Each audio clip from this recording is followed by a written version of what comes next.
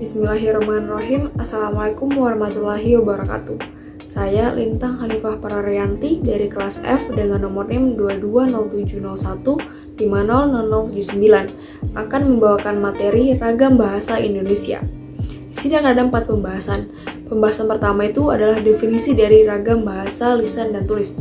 Dan yang kedua ada perbedaan ragam bahasa lisan dan tulis. Dan yang ketiga ada perbedaan ragam bahasa lisan dan tulis berdasarkan penggunaan kosakata, bentuk kata, dan susunan kalimat. Dan yang keempat, ada contoh dari ragam bahasa lisan dan tulis. Kita masuk di pembahasan definisi ragam bahasa lisan dan tulis. Jadi berdasarkan medianya, ragam bahasa itu terbagi menjadi 2. Ada ragam bahasa lisan dan ragam bahasa tulis. Ragam bahasa lisan sendiri adalah ragam bahasa yang dituturkan dengan lisan dan menghasilkan output berupa suara.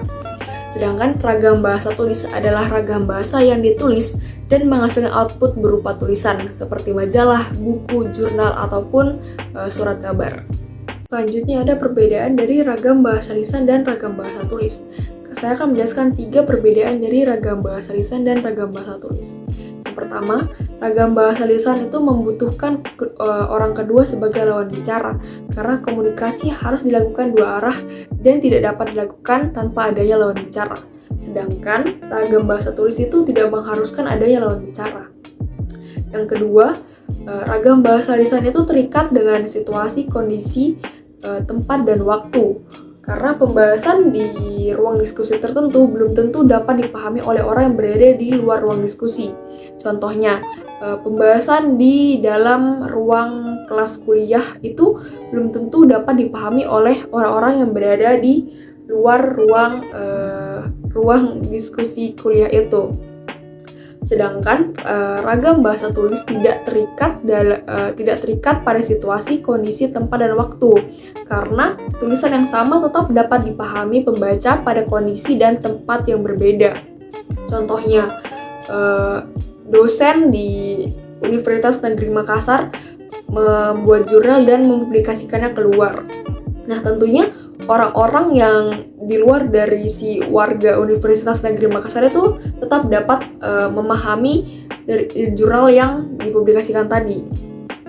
Yang ketiga, ragam bahasa lisan dipengaruhi oleh intonasi, pandangan mata, gerak anggota badan, dan mimik penutur. Sementara ragam bahasa tulis dibantu dengan tanda baca. Lalu ada perbedaan ragam bahasa lisan dan tulis berdasarkan penggunaan kosakata, bentuk kata, dan susunan kalimat.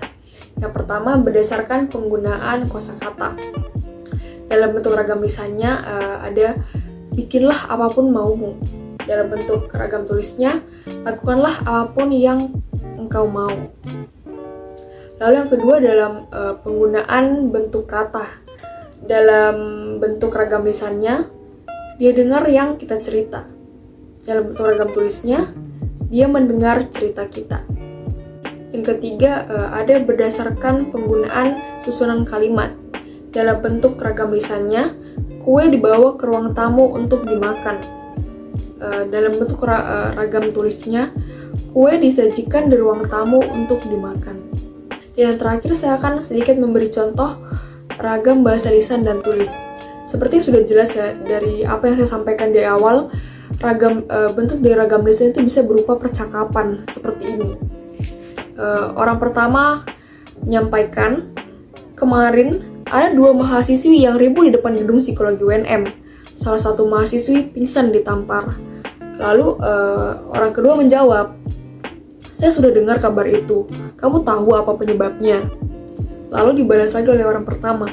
Ada seorang saksi yang mendengar mereka ribut perihal asmara. Mahasiswa yang pingsan ditampar itu diduga berselingkuh dengan pacar pelaku. Nah, lalu bentuk ragam tulis itu seperti ini. Telah terjadi keributan di depan gedung psikologi UNM. Kata seorang saksi, diduga keributan terjadi perihal asmara yang menyebabkan salah satu mahasiswi pingsan ditampar saat ribut karena diduga berselingkuh dengan kekasih pelaku.